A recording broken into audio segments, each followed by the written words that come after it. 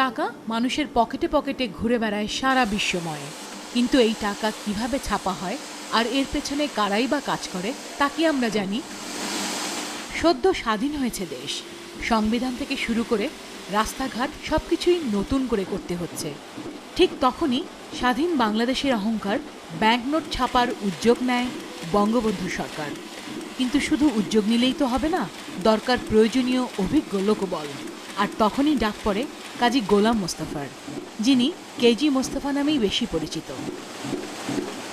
কামরুল হাসান এবং জয়নুল আবেদিন, ওনাদের ডাকা হয়েছিল বাংলাদেশ সরকার থেকে, বাংলাদেশ ব্যাংক থেকে, যে আমাদের তো কারেন্সি করতে হবে, স্বাধীনতার পরের কথা। ওনারা একটা দুটা মিটিং এগুলো নিয়ে অনেক আলোচনা এটা ওটা করেছে। ইতিমধ্যে হঠাৎই তাদের করে মনে হয়েছে যে আরে আমাদের তো মুস্তাফা ছিল সিকিউরিটি প্রিন্টিং কর্পোরেশনে, আমরা তাকে খুঁজি না কেন, কোথায় আছে সে, কোথায় আছে এটা খোঁজ খোঁজ খোঁজ করতে করতে একদিন আমাকে পেয়ে গেল, আমাকে ধরে নিয়ে চলে গেল বাংলাদেশ ব্যাংকে। তো বাংলাদেশ ব্যাংকে তখন হামিদুল্লাহ সাহেব ছিলেন গভর্নর, প্রথম গভর্নর। ওনার সামনে নিয়ে উপস্থাপন করলেন, উনি সব শুনলেন, জানলেন। দেখে আস্থা অনাস্থা দুটার মধ্যেই হলো। প্রথম আস্থা যে না, আমার কাজটা শুনে মনে হলো আমি বোধহয় সঠিক ব্যক্তি যে কাজটা করতে পারবো। আর অনাস্থা হলো যে এই বয়সটা খুব ভালো ভালো বয়স না, মানে এইটার উপর খুব নির্ভর করার মতো বয়স না, একেবারেই একটা তরুণ ছেলে, চটপট কথাবার্তা বলে। কিন্তু সব শুনে মনে হলো যে না, খুব আস্থাবান। তখন বললেন যে আমাদের এই কাজগুলো আপনি করবেন, করতে পারবেন? আমি পারবো, খুব সহজভাবে যেভাবে বলে। একটা আলোচনা হলো যে এই সাবজেক্টগুলো কি হতে পারে, তার মধ্যে আমিও পার্টিসিপেট করলাম এবং সর্বসম্মতভাবে আমার উপর দায়িত্ব ফেলা হলো যে এই ডিজাইনগুলো করতে হবে। সাবজেক্টের ব্যাপারে আমার নিজের থেকে তো দিলামই, অন্যরাও আমার সহায়তা করলেন, কেউ একটা ছবি দিয়া, কেউ একটা আইডিয়া দিয়া, কেউ একটা দিয়া, এবং এই কাজটি আমি শুরু করলাম এবং কাজটি বোধহয় ভালোই করলাম। যখন মোটামুটি দাঁড় করে ফেলেছি, গভর্নর সব দেখতে পেলেন প্রথম। উনি তো প্রথম দিকে একটু অবাকই হয়েছেন যে আমাকে দিয়ে এই কাজ হওয়া কি এতটা কি আশা করেছেন। তো উনি দেখে তো একবারে খুবই উৎফুল্ল, বলে এখনই তাহলে আমি যাই সেক্রেটারি সাহেবের কাছে, মন্ত্রীর কাছে। ওনাদের তখন মন্ত্রী তো হচ্ছে অর্থমন্ত্রী। অবশেষে মোটামুটি শেষ হয়ে যখন এলো লেআউট, এগুলো নিয়ে গেলেন ওনারা।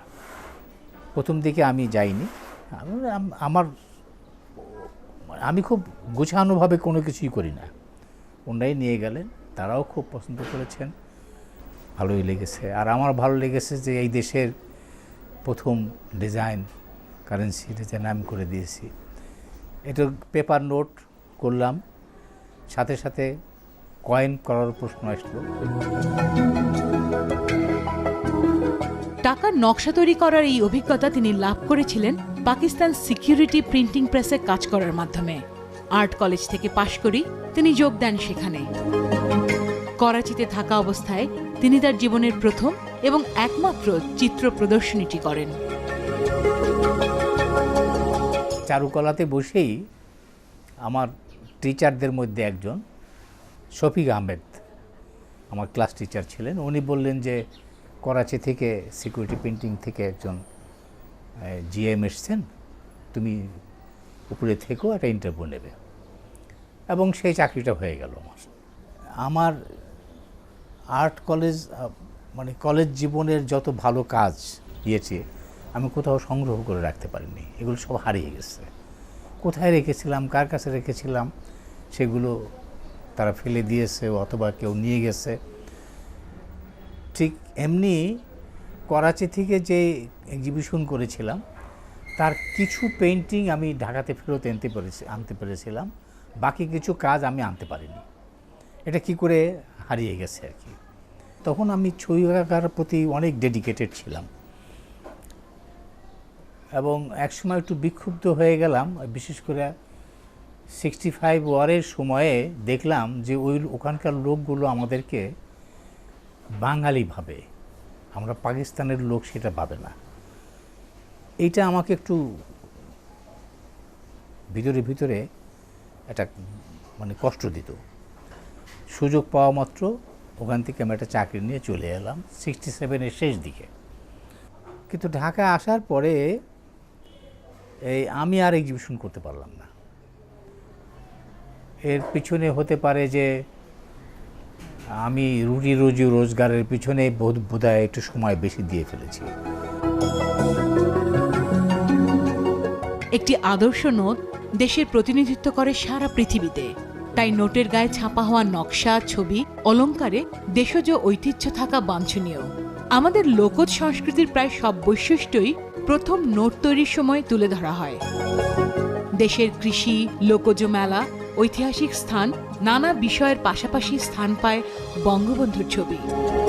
নোটের রং, আকার, নানা খুঁটিনাটি বিষয়েও যথেষ্ট মনোযোগের দাবি রাখে। প্রতিটি নোটের মধ্যে আমার ওই সময়ে করা আপনি পাবেন হয় লোকজ কিছু ভাব, লোকজ সাবজেক্ট বিষয়, অথবা চিরন্তন গ্রামীণ বিষয়। এই সব জিনিসগুলো আমাদের ইয়েতে আছে, প্রতিটি নোটের মধ্যে আছে। এমনকি 1 টাকার নোটটি সেই সনাতন ঢেকি বাঁধা, হ্যাঁ, সেটা পর্যন্ত, এটা প্রথম আইডিয়াটা হলো কামরুল ভাইয়ের, হ্যাঁ, কামরুল ভাইয়ের আইডিয়াটা, যে ঢেকি বাঁধাটা যদি আমরা আনি, আমি হ্যাঁ করা যাবে, করলাম, খুব পছন্দ করলো সবাই। 5 টাকার নোটে একটাতে সেই সময়ের স্বনামধন্য আদমজি জুট মিলের আর একটার ভিতরে বোধহয় কি পাট শাপলা পাটের ছিকা এবং মোটিভ ডিজাইন, যেমন নকশি পিঠা, তারপরে নকশি কাঁথার থেকে কোনো মোটিভ ডিজাইন, এই সব কিন্তু আমাদের প্রতিটি নোটের মধ্যে পাওয়া যাবে খুঁজে। এগুলো আমরা দিয়েছি যাতে মনে হয় এই দেশের নোট এটা।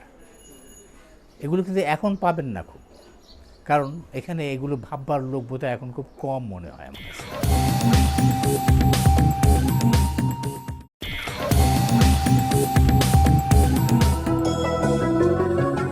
শিল্পী কেজি মোস্তফা বড় হয়েছেন গ্রামীণ পরিবেশে।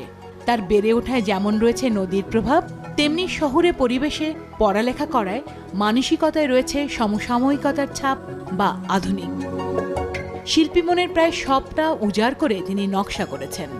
কথা প্রসঙ্গে উঠে আসে তার ছেলেবেলা, বড়বেলা, সব কিছু।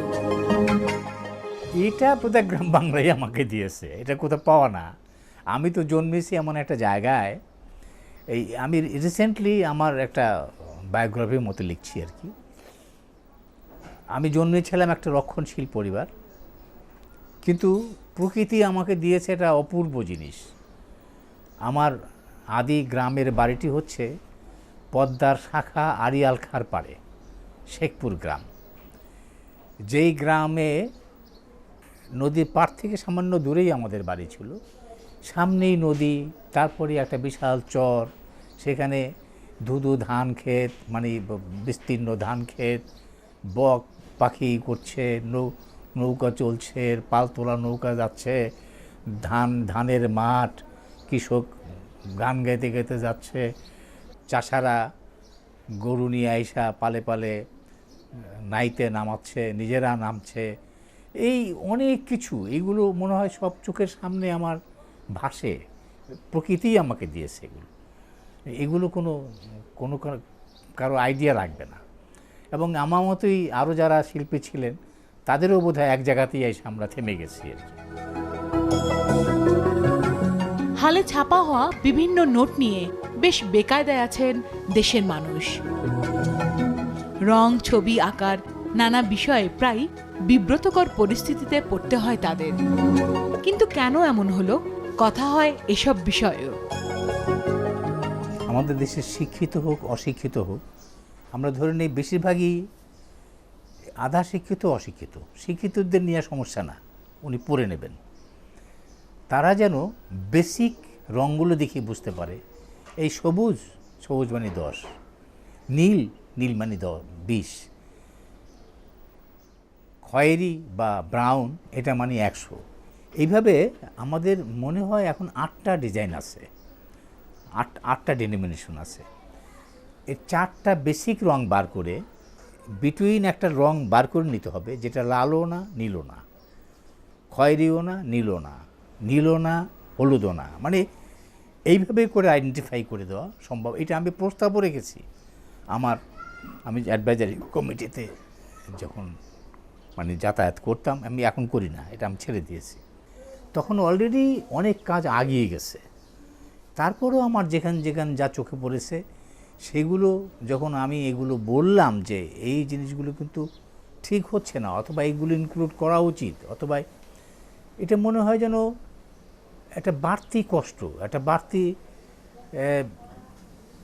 মানে অহেতুক একটা কষ্টের মধ্যে ফেলে দিচ্ছে, এরকম একটা ভাবসাব করে ওনারা চান আমাদের সম্মতি লাভ করা, মানে আমরা সর্বসম্মতভাবে এটা অ্যাপ্রুভ করে দিয়েছি, এরকম একটা জায়গাতে পৌঁছানো। ফলে এটা শুনতে চান নাই, এটা একদম আমি স্পষ্টই বলব। টাকার মতো ডাকটিকিটও দেশের গর্ব। বাংলাদেশের বার্তা বিশ্বব্যাপী পৌঁছে দেওয়ার গুরুত্বপূর্ণ প্রতিষ্ঠান বাংলাদেশ ডাক বিভাগ। কেজি মোস্তফা যখন দেশের প্রথম ব্যাংকনোটের নকশা করতে ব্যস্ত, তখনই খোঁজ পড়ে ডাক বিভাগ থেকে। সিকিউরিটি প্রিন্টিং প্রেসে কাজ করার অভিজ্ঞতা যে আর কারণেই বসে থাকেননি মোস্তফা। টাকার নকশা তৈরির কাজ শেষ করেই মনোযোগ দেন ডাক টিকিট, খাম, পোস্টার কার্ডের নকশা তৈরিতে। এদেশে ডাক টিকিট কি এই বিষয়েই কারো কিছু ধারণা ছিল না। প্রথম ডিজি মিস্টার আহসানুল্লাহ, খুব বিজ্ঞ মানুষ, এখনও বেঁচে আছেন। ডাক টিকিট কেমনি করতে হবে, ডিজাইন হবে কি, কোত্থেকে করবে, ছাপবে কেমনে কি, এটা জানতেন না। আমি সে সম্বন্ধে আমার যদ্দূর জ্ঞান আছে আমি ওনাদের দিলাম, বললাম যে এইভাবে করতে হবে আমাদের। তাহলে এখনই তো কিছু কিছু কাজ দরকার, যেমন খাম সবচেয়ে এসেনশিয়াল, তারপরে পোস্টকার্ড, তারপরে অ্যারোমেল, তারপরে এগুলো কিন্তু তখন কিন্তু মোস্ট এসেনশিয়াল প্রোডাক্ট তখন। তা আমি ধীরে ধীরে করে ওগুলো করে দিলাম, অনেকগুলো করে দিলাম। এবং পরবর্তী আসলো ওই ডেফিনিটিভ স্ট্যাম্প, মানে যেগুলো লাগবেই প্রতিদিনে, সেটাও করে দিলাম। আর পরবর্তী সময়ে কমেমোরেটিভ যেগুলো, আমি বেশিরভাগই কমেমোরেটিভ স্ট্যাম্পগুলো বেশি করে দিয়েছি। তার মধ্যে 2-4টা স্ট্যাম্প অধিক নাম করাও আছে, বেশ নামি স্ট্যাম্প আছে, দেশে বিদেশে আলোচিত হয়েছে, হয়েছে। কিছু কিছু জীবজন্তু পৃথিবী থেকে বিরল হয়ে যাচ্ছে, তার মধ্যে একটি ঘড়িয়াল। আমাদের দেশীয় 4টি বন্য জন্তু আছে, চিতাবাঘ, গয়াল, হরিণ, ভালুক, এর একটা 6টার সিরিজ আছে। আর কিছু আছে অলিম্পিকের উপরে, সিউল অলিম্পিক, তারপরে আরও কি অলিম্পিক হয়ে গেল, এগুলো প্রায় অনেকগুলোই আমার করে দেওয়া।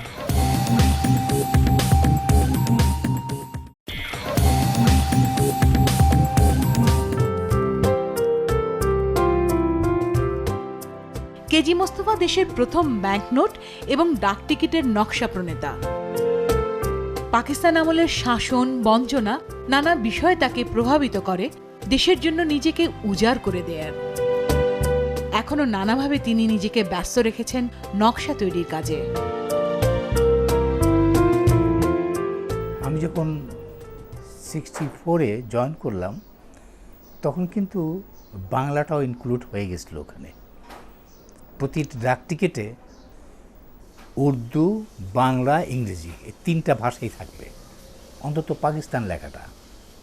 আর ডিনোমিনেশনটা হয়তো ইংরেজিতেই থাকে কমনলি, এরকম করে 3টা ভাষাতে দেওয়া যায় না, তাহলে পরে তো সারা ডাক টিকিট ভর্তি খালি কথা থাকবে। আর এইখানে আসে তো শুধু বাংলা হবে আর কি, এটা তো একটা আনন্দের ব্যাপার না। আমার দেশে শুধু বাংলায় লিখব, সেটা প্রকাশ পাবে, সারা বিশ্ব জানবে। আমি বাংলার প্রথম কারেন্সি ডিজাইন করে দিয়েছি, প্রতিজনের পকেটে পকেটে ঘুরবে, আমি এতগুলো কয়েন করে দিয়েছি, প্রতিজনের পকেটে পকেটে থাকবে, সে লোক জানুক আর না জানুক রইল তো। এটা তো একটা আলাদা অনুভূতি, এই অনুভূতি ব্যক্ত করা পুরো কঠিন, এই অনুভূতি ব্যক্ত করা কঠিন। যেদিন প্রথম বেরোলো আমার করা ডিজাইন মানুষের পকেটে, সে তো প্রশ্ন হয়তো করবে না যে এটা কে ডিজাইন করেছিল, না করাই স্বাভাবিক। এটা ভেবে নেয় যে এটা অনেক মেকানিজমের মধ্যে দিয়ে এর মাটা কিছু বেরিয়েছে, সরকার বের করেছে, কোনো ব্যক্তি না। রিসেন্টলি শুনছি আমাদের একটা তৈরি হচ্ছে, রিসেন্টলি একটা মিউজিয়াম, কিন্তু আমার মনে হয় এটা পূর্ণাঙ্গ মিউজিয়াম হবে না। ওখানে গিয়ে খুঁজবেন আমি কাজী মোস্তফা যে ডিজাইন করে দিয়েছিলাম, এই কথাটা ওখানে উল্লেখ থাকবে না।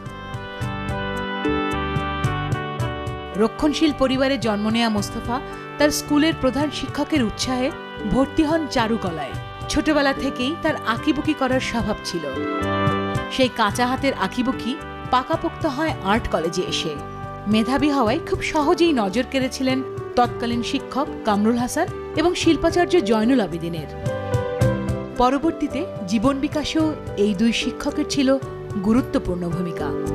কেউ এটা মনে প্রাণে চায়নি যে আমি চারুকলা করি, কিন্তু আমার পরিবেশটা আমাকে টেনে নিয়ে গেছে এখানে। আমার স্কুল জীবনটা প্রথম দিকটা শুরু হয়েছিল পাশেরই একটা গ্রাম, সেখানে কিছু হিন্দু ছেলে ছিল, ওদের সান্নিধ্যে এসে আমি ওদের মধ্যে একটা পেলাম যে ছবি আঁকে, ড্রয়িং করে, এগুলো। এরপরে আমি আমার ছোট কাকা বরিশাল ছিলেন, উনি আমাকে নিয়ে গেলেন ওখানে বিএম স্কুলে আমি ভর্তি হই। সেখানে আমি বোধহয় সবার একটু নজরে পড়ে গেলাম, আমার একটা ছবি আঁকার হাত আছে। দু একটা অকেশনে এটা একটু উল্লেখযোগ্যভাবে ছিল, এবং হেডমাস্টার স্যার উনি নিজেই আমার বাবার কাছে উনি রিকমেন্ড করেছিলেন যেন আমাকে যেন চারুকলায় ভর্তি করা হয়, আর্ট কলেজে ভর্তি করা হয়। আমি কিন্তু চারুকলাতে ভর্তি হলাম, এটাও খুব ইন্টারেস্টিং। অন্তত 30-40 জনের একটি দল ভর্তি পরীক্ষার জন্য এসেছি, আমরা বসছি। আমি তো মফস্বল থেকে আসা ছেলে, একটু দুরু দুরু বুকে সেগুলো অপেক্ষাও করছে যে কি হবে, কি পরীক্ষা দিলাম। আর পরীক্ষাটাও খুব মানে একটা অতি সাধারণভাবে একটা ক্লাসের ভিতরে একটা কলসি ফেলে রেখেছে, বললো এটা আঁকো। এই প্রথম কিছু দেখে আঁকা, এটা মনে হলো যেন ওইটা আমি তো করিনি কোনো দিন, কিন্তু আঁকলাম। এবং আমার নামটাই প্রথম ডাকা হলো, যে আমাকে উপরে যেতে বলেছে। তার মানে যারা নির্বাচন ছিলেন তারা আমাকে প্রথম পছন্দ করে ফেলেছে।